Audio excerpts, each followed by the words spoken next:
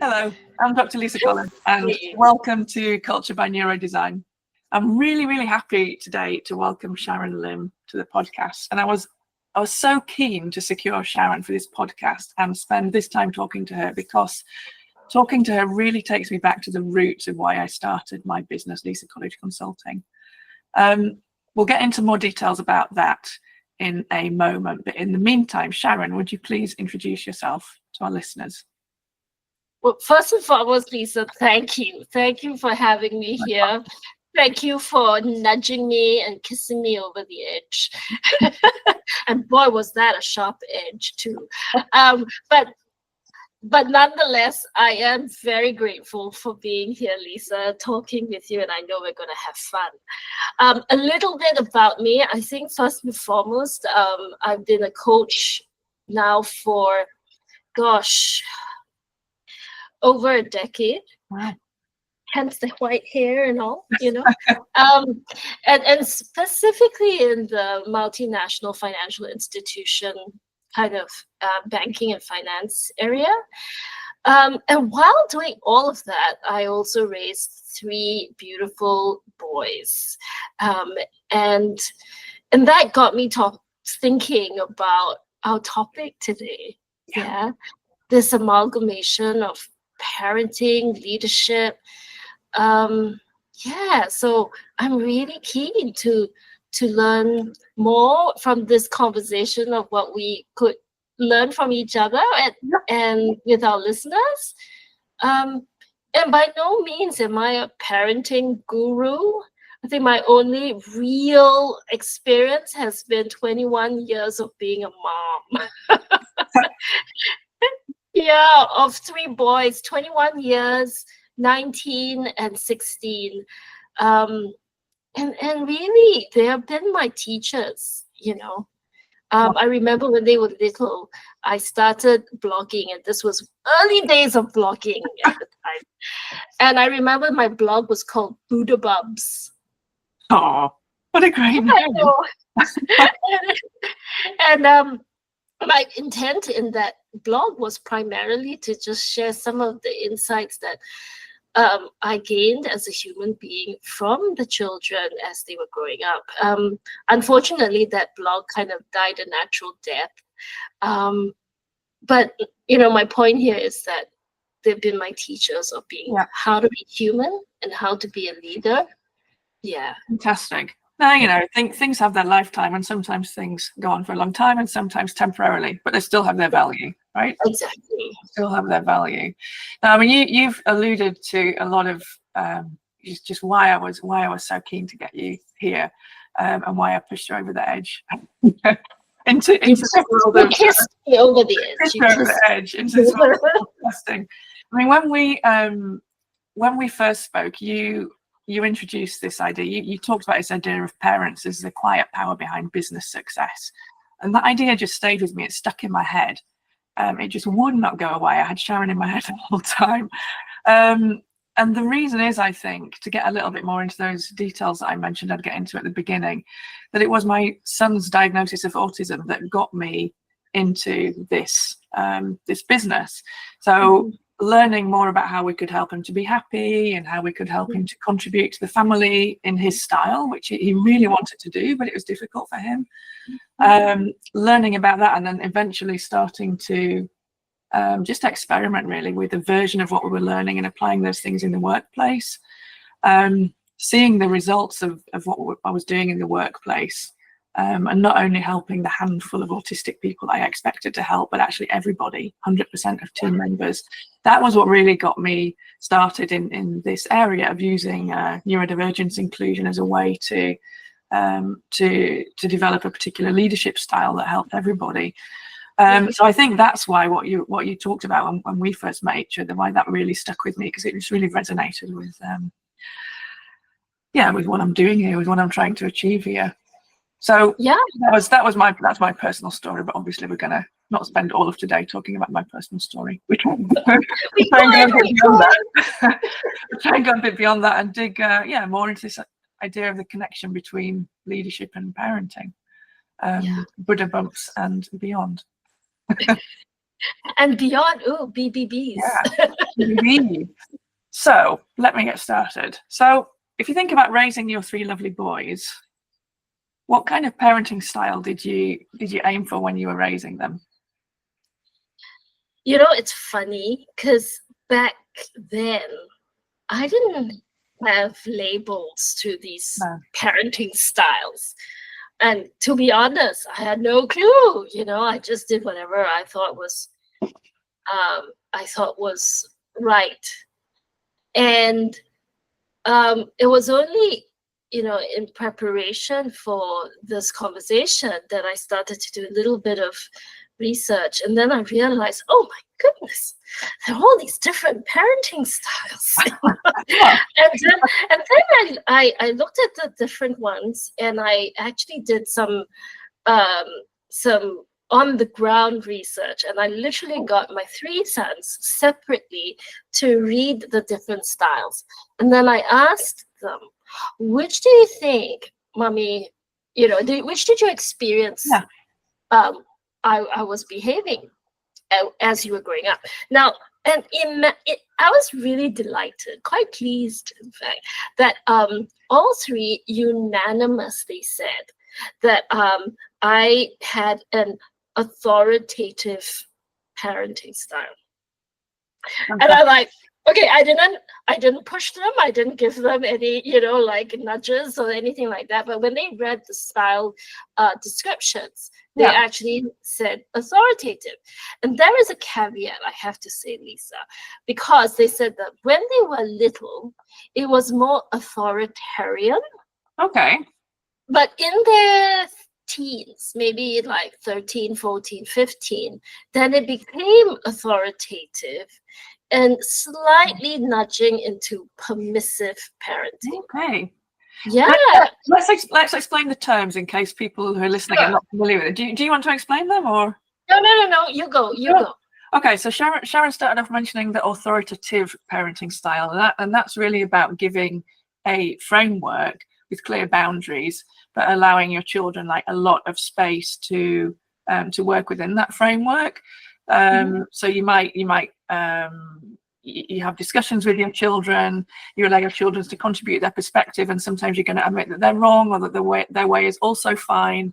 It's a good alternative to your way, but there are clear boundaries, but your children have room to contribute.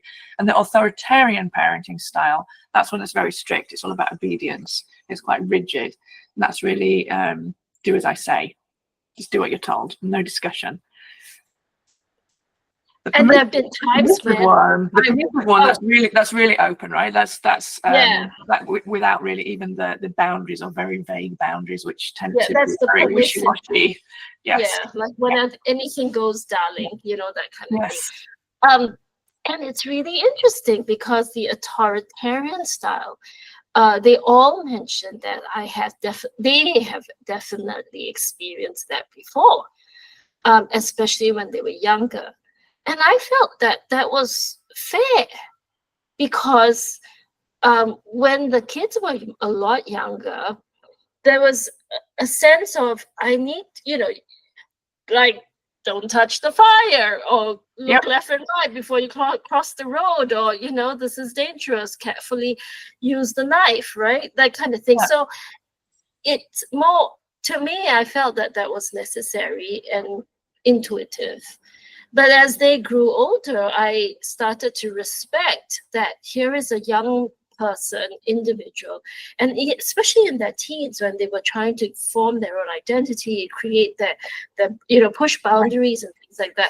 Then there was more of this tug of war, but I won't even say tug of war. I'd say a push-pull of me learning to let go, and then trying to also ascertain where they stood and what they stood for. Yeah. And I held that lightly, if you know what I mean. Yeah. Yeah. It's a great insight, right? That you're talking about also learning from your sons, even when they're teenagers, right? Even when you're using the authoritative style, that you're open to learning from their perspective and their style. Not saying I know everything because I'm your parent. But at the same time, I do believe, and I clearly remember this, that when they were little, like maybe we're talking about 6, 7 years old and up, I also had that kind of respect for them and this wonderment of what and how they saw the world. And I was really, truly, genuinely interested about their perspective. So the moment they could start speaking, I was already trying to see the world through their eyes and getting curious about why would they say something like that? Why would they behave in that way? What's happening here? I was by no means was I ever the perfect mom, and they will tell you, they will have stories upon chapters of how terrible I have been as a mom, but they will also vehemently protect the fact that I am a really good mom to them, and they continue to say so to me. Not because I've bribed them, they truly believe. And they still live under my roof. No, I'm just kidding. Yeah, but they truly, truly respect how I have raised them and appreciate it too. And I feel really blessed with the grace of that intuitive wisdom. Yeah, sounds like you've done a great job. Something to be proud of. Was it different from how you were raised? Actually, I was from a family of 3 girls, and I call myself the oops child, because like my parents obviously, didn't plan to have me, and so I was born 8 years after my next siblings. I'm the youngest of 3, and my parents were considered at the time older parents. So a lot of my peers, their parents were much, much younger, whereas my parents had been there, done that, have, did 2 already. This is the 3rd, like whatever. So I actually had parents who were really, really, I won't say uninvolved, but close to that degree of freedom. They were quite hands off, making sure that, of course, I went to school, I was fed, I wasn't out of harm's way. But yeah, so I pretty much had that kind of upbringing. And in a way, I'm kind of glad, because I'm such a free spirit, and I had this wanderlust for life and the world and people, and I'm very grateful for that in a way. Yeah. So that was my upbringing anyway. Cool. No, I mean, I've reflected a lot over the last few years as well on my upbringing. My upbringing was authoritarian, I would say. It was very, very much like, this is what you're going to do. Do what we tell you. Don't be a naughty girl. And checking in with, we did some checking in with people when we were preparing for this podcast, and checking in with people of my age. They've also found the same, right? They remember the same. That was how they were brought up. And I, as I've been studying psychology to better help my son and prepare for this work, I found that they are genuinely different parenting styles, as we've described, like the authoritative and authoritarian parenting styles, and they were more popular in different times. So when I was young, when you were young, it was more of a tendency for parents in our cultures anyway to use authoritative style. Yeah, like we tended to shift more to authoritarian style then, and now we've tended to shift more to the authoritative style. So that was a good thing to learn, and it helped me to accept the way that I was raised, right? Even when I was thinking to myself and with my husband, how do we want to raise our children? And it's so different to how we were raised, that I struggled with it for a long time. But actually just studying that and finding out that that's just how it was, that was accepted as best practice at the time, that helped me a lot. Yeah.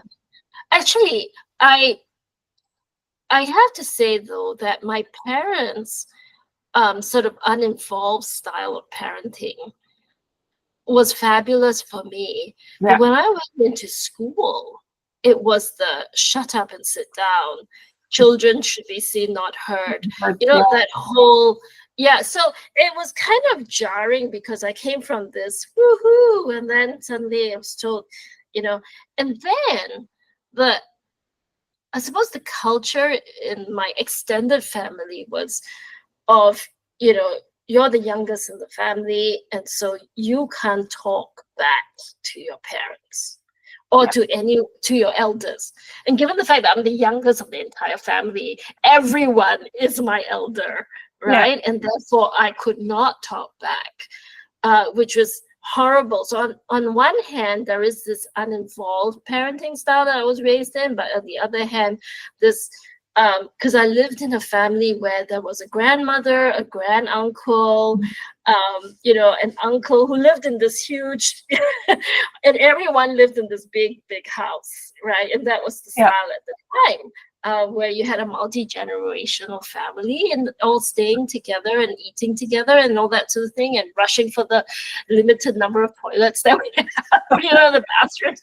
And so it was that contradiction of, on the one hand, my free spirit and the uninvolved style, parenting style, but at the same time, this cultural, you know, children should be seen and not heard, and you don't talk back to your elders no matter what. Like you are not allowed to speak your voice. That was kind of strange, quite honestly. Interesting tension. Very much on so. that note, let's move on to talking about leadership. I think we've painted a good picture of our parenting styles and our own childhoods. So what made you start to reflect on parenting or lessons from parenting in a leadership context? Well, as I mentioned, I've been working with leaders in big corporations now, senior leaders in big corporations for more than a decade now. And then for some strange reason, it struck me one day that, you know, when I became a parent 21 years ago, I didn't think, right, I'm a leader now, and this is how I'm going to lead in my little home, right, with my little family. But why not?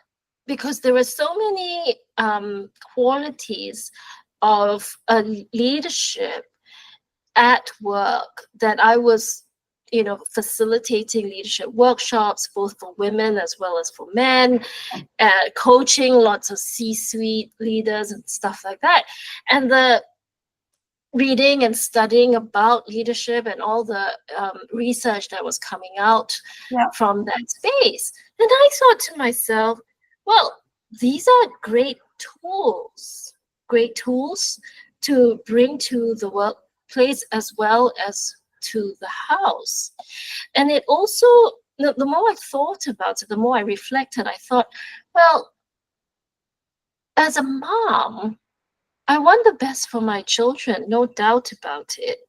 But why does it have to be that work is work and home is home? I am still the same person with the same values, with the same purpose, with the same, you know, personality. I'm no different from work versus home. And wouldn't that be great if I could apply some of the skills I have learned in and know it works at work? Why can't I do this at home as well? And so that got me thinking, wouldn't it be amazing? Now, just imagine if all parents could apply that back, you know, their skills back home. And how different would their conversations be with their children? And what kind of connection and relationship would they now have with their children in whatever age they are? You know, what mindset would they now have? And mind you, our children are the next leaders of the world. They will create or destroy this planet. They are the ones who build that relationship just as much as we are role modeling that for them.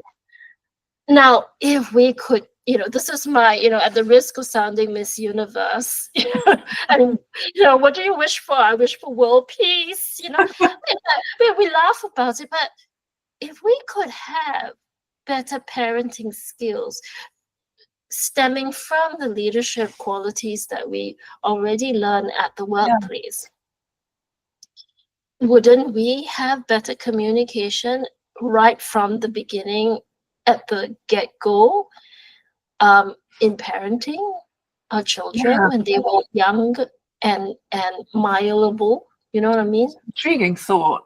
I'm going to ask you for a couple of examples in a minute. I'll just talk for a couple of minutes while you think of some. And I mean, while you're talking there, I'm thinking of just how integrated and meshed our role as leaders is with our parenting role.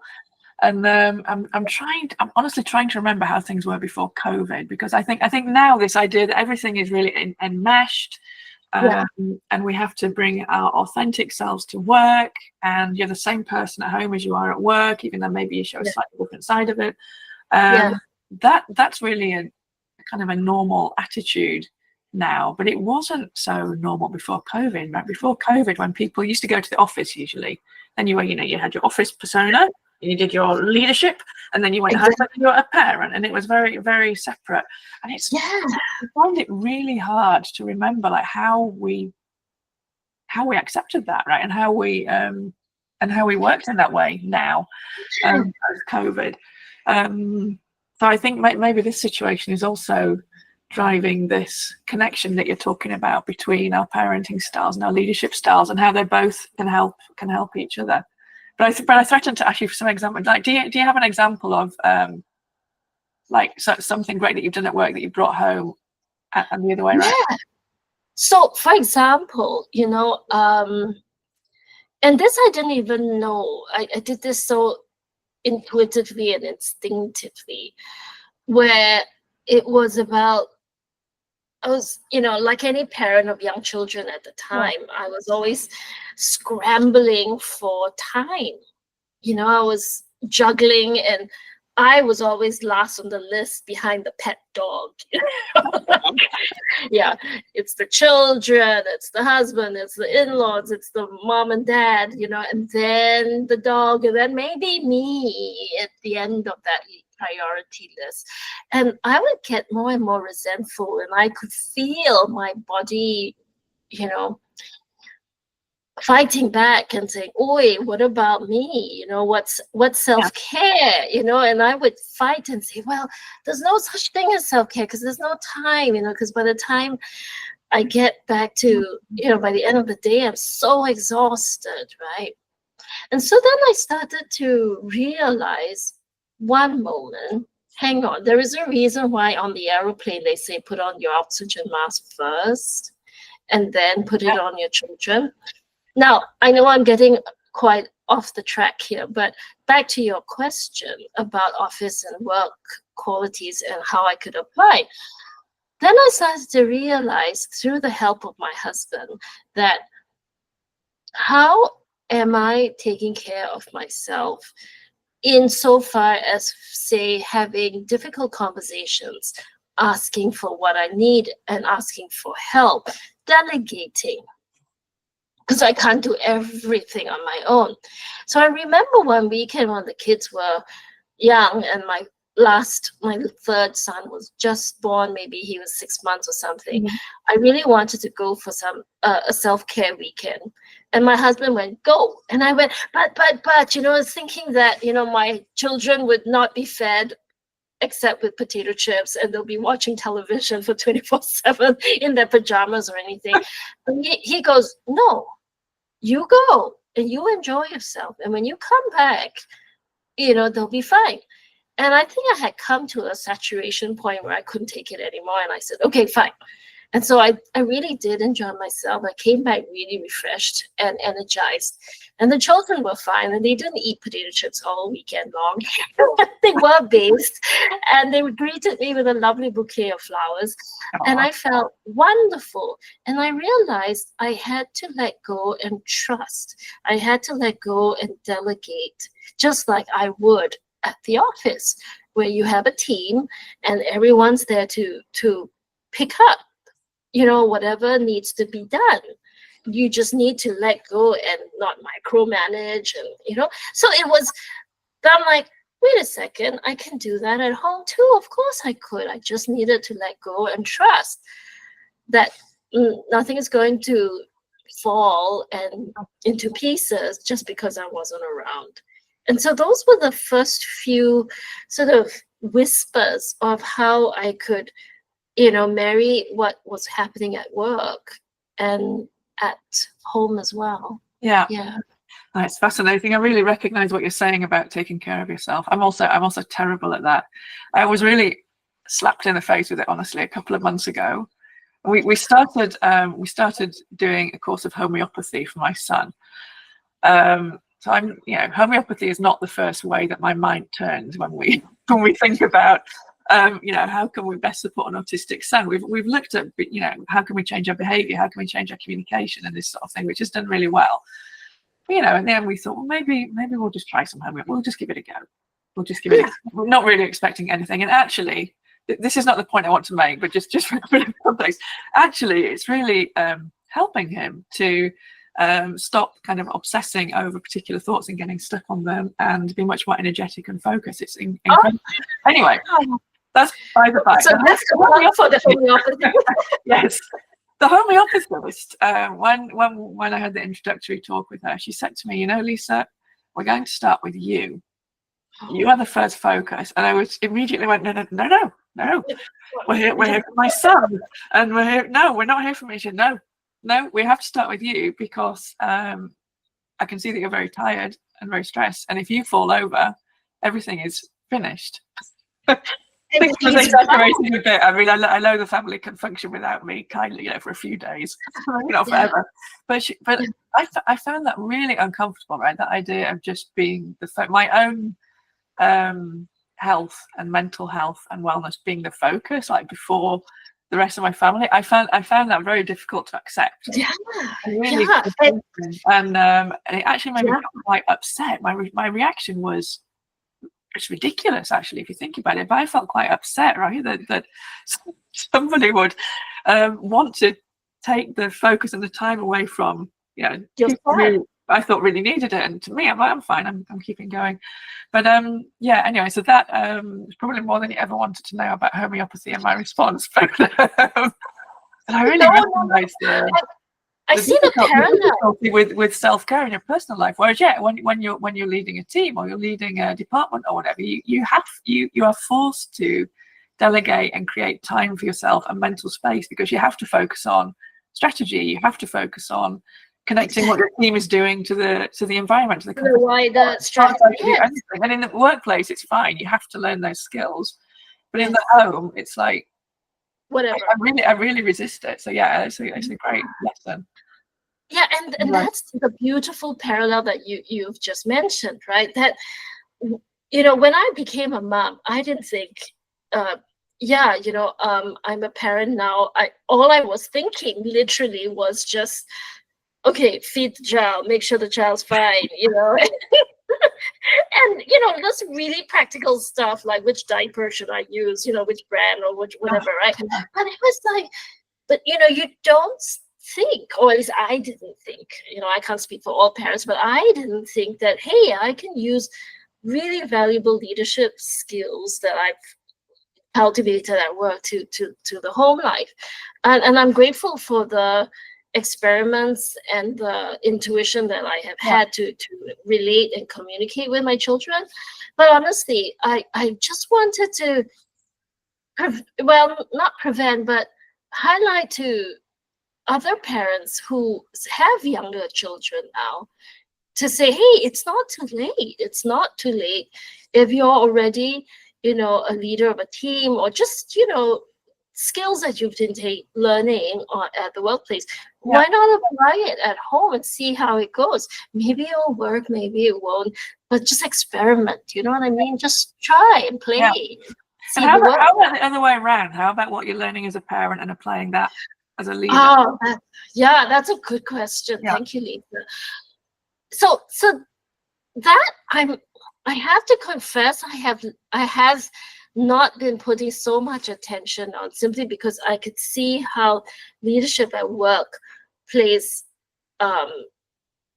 has benefits at home. I can imagine that, I don't know how, I could be absolutely wrong here, but I can imagine how, as a parent, I'm not saying treat all your team members like children and, parent them that way, but there is an element of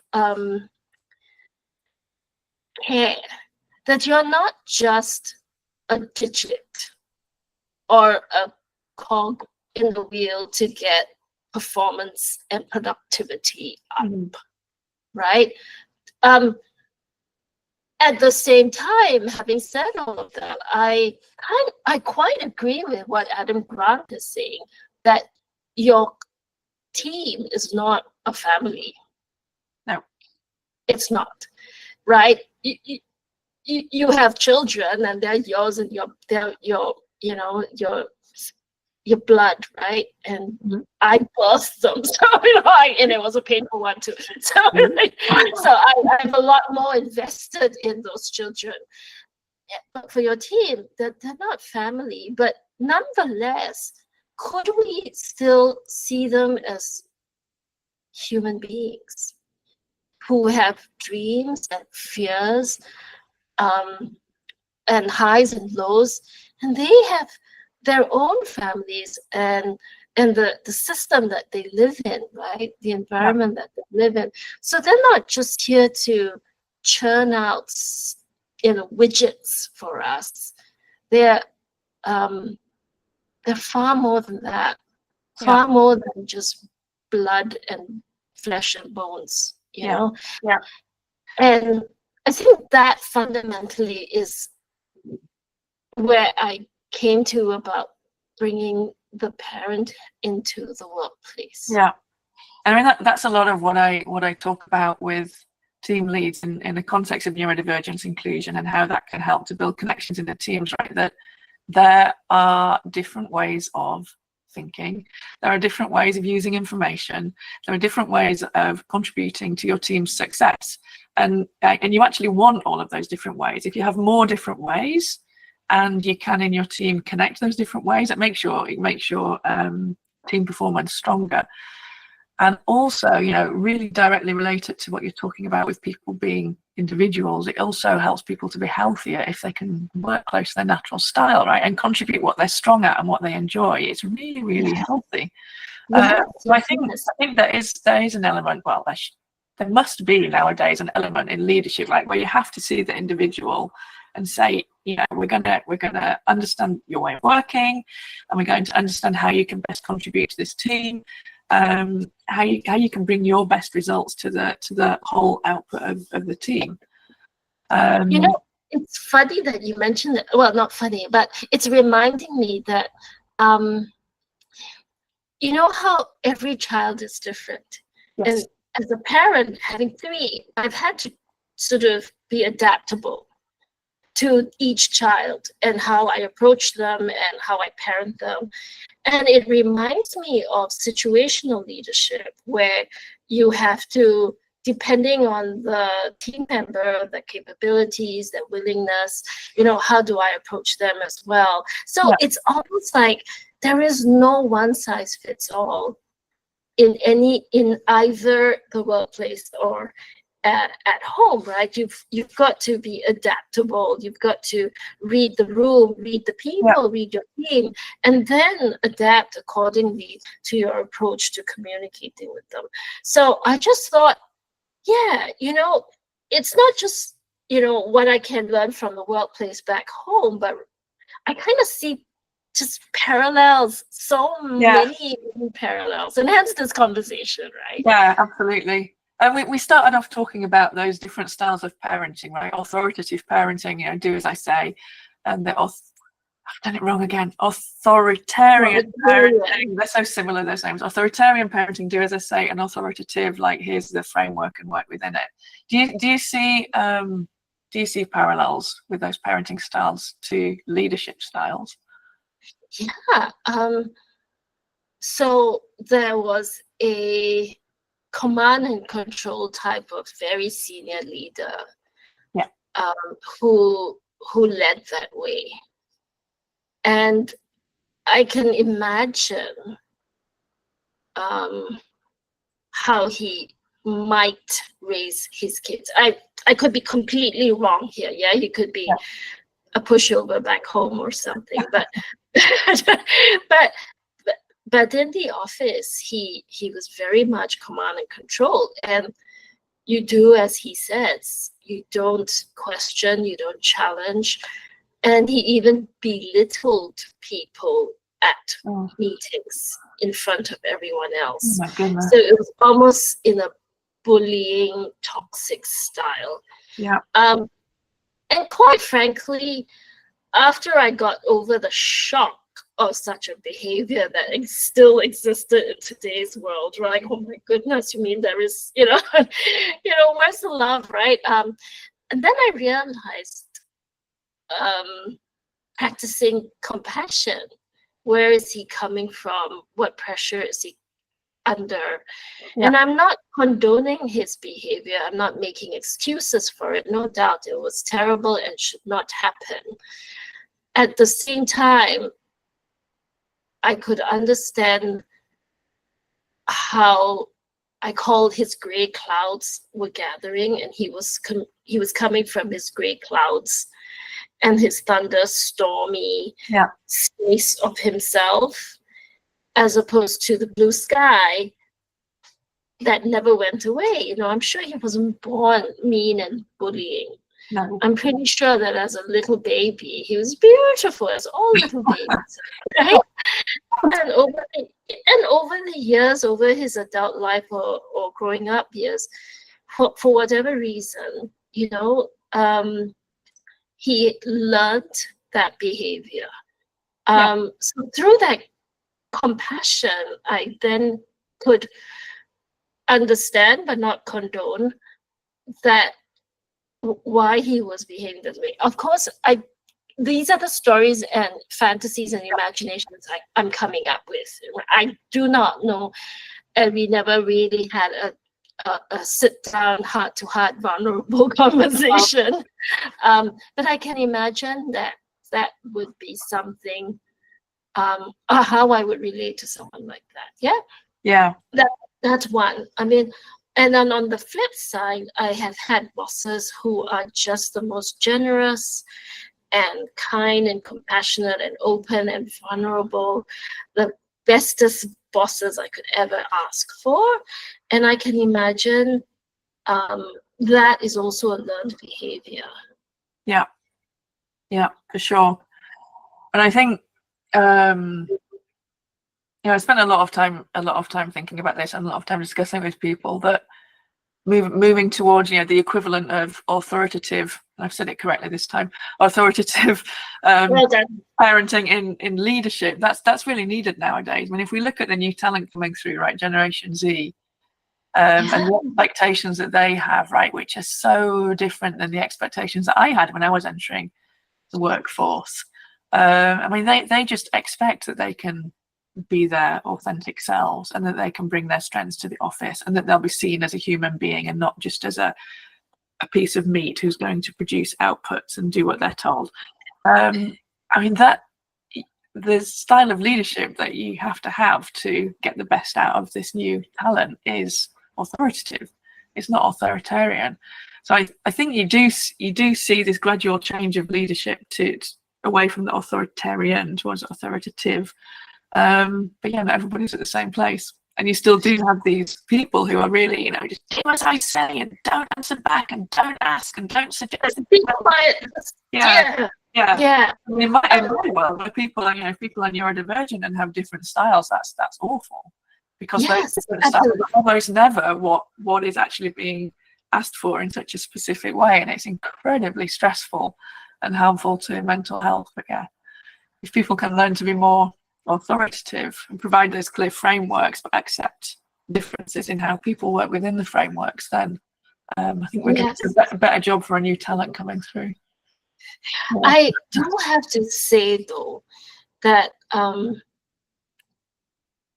there are times that authoritarian leadership. Yeah, I said it right. Yeah, I said it right. Yeah, authoritarian leadership would be beneficial Sometimes. Yeah. So, if you had a situation where it's a burning building and you're, in crisis mode and the people's lives are at stake, I kind of don't want a fire person to come in and go, these are the boundaries, and would you like to take this flight of stairs or that flight of stairs? Like, no, I want a fire person to tell me, right, everybody, single file, down this flight of stairs, or go out that window and we'll jump, or whatever, right? Yeah. So again, we both have absolutely aligned with what we believe would be a good style to have, both at home and at work. At the same time, there are some times where authoritarian styles are necessary for certain situations. Yeah. For more normal situations, right? Day to day, like, have you had your homework? Have you had your shower? Go to bed now. Yeah. So I just wanted to plug that because it's not black and white. Yeah, I think it's a good point. You almost want elements. There are certain situations where you want people to be more like, do this now, but there are definitely elements of that authoritarian style that you want to bring into good modern leadership, right? So my brain automatically goes to setting a very clear vision. This is the vision. Perhaps in advance of setting it, you ask for input from people, which is more your authoritative bit. But then at some point, you've got to decide, this is where we're going. Right? The decision is made, like, stop talking about it. This is it. Authoritarian. But then within that, you can probably also say, now think about how you're going to contribute different teams. Think about what the ways that you want to try and get us towards this vision, and that's more than the authoritative side. So I think I really like that point that you need a bit of an interplay between the two. If people are more conscious about it, right, and think about which style am I in now, maybe it helps to use them appropriately based on the situation and the context, right? So it's not or, but and. Yeah. And that's what I'm hoping people would be more self-aware. Like, what would be the and in what situations? Yeah. And fundamentally, regardless of whether you're applying it at home or at work, what is the and? A&D, right? Of how you're going to approach this situation at the moment. So your child could be tired or ill and you don't know that, and maybe he or she's having a meltdown, and you're tearing your hair out going, what's the wrong with this child? Yeah. I think that's a great conclusion. We need to be conscious of different styles and use them consciously, intentionally. With self-awareness, right? Because at the same time, going back to our putting your oxygen mask on first, right? You also need to, and going back to your story of your homeopath going, let's work with you first, Lisa. Right? I mean, it's also that point of view of like, how do I, how am I being, and who's the adult now? Who's having the meltdown here? Right? Is it the child or is it me? And most of the time, the parents going, I'm the expert and I'm the adult here. Of course I'm fine. It's the child. But really, most of the time it's not. It's really the parent who's having a meltdown. Yeah. And other people are following you. Absolutely. And likewise at work, right? Because the command and control leader at work is going, I'm the expert, I should know everything, right? No, you don't. You don't have to know everything. I don't think leadership is about knowing everything these days. Not at all. Absolutely. Especially not these days, given the constant change and speed of change, right? So need to definitely give your team space to contribute what they know and to learn and to grow.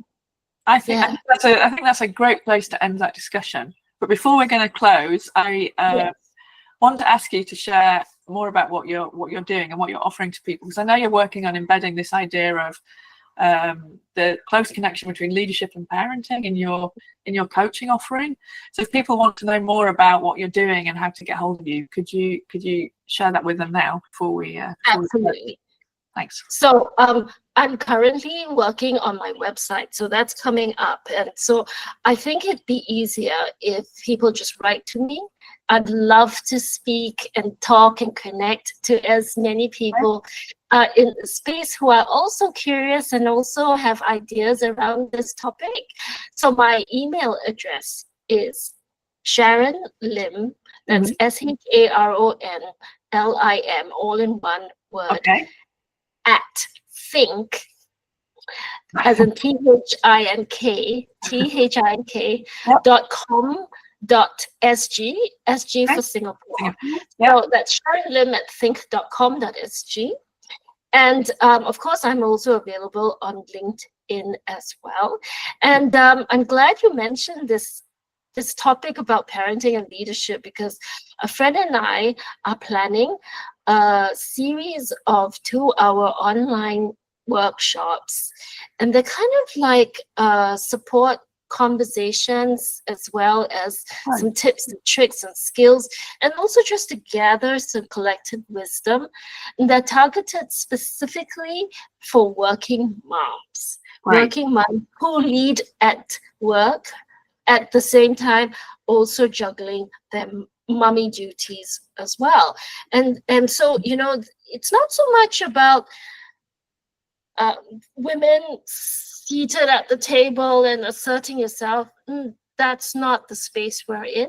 We're looking at like how we've been discussing today, right? How might those qualities of being at work serving the home and vice versa. These are 2-hour workshops online, so that it doesn't take too much of your time. It's on a Saturday morning or afternoon, depending on your time zone. And if you write to me at sharonlim.think.com.sg, I would share more details about this workshop. Fantastic. And we're going to make sure that those details are in the episode notes as well, in case so people can read them as well as having heard them. You never know, maybe they're at the gym on the treadmill and they're, I need a pen. But don't worry, treadmill person. You can just look at the episode notes and the information there as well. Oh, thanks so much, Sharon, for your time today. I really enjoyed that. Oh, I had fun. As always. You had fun. I did. I loved it. Yeah. So thanks so much. And thanks everybody for listening. I hope that you enjoyed what you've heard.